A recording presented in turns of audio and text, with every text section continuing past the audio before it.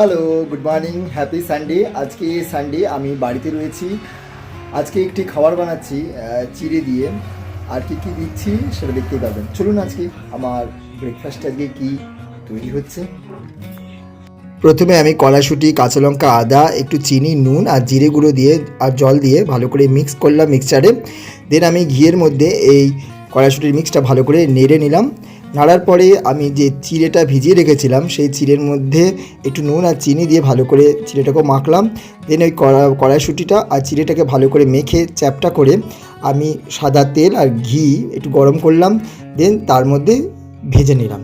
এর লাল লাল করে ভাজতে হবে, আর বেশ খেতেও কিন্তু মচমচে আর সুস্বাদু হয়।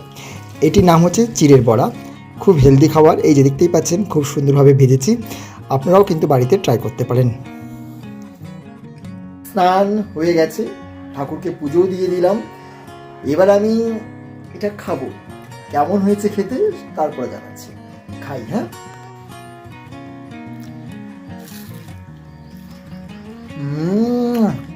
দারুণ হয়েছে, দারুণ। নিজের হাতের রান্না নিজে খাচ্ছি আর বলছি দারুণ, দারুণ হয়েছে। আহ, খাবেন?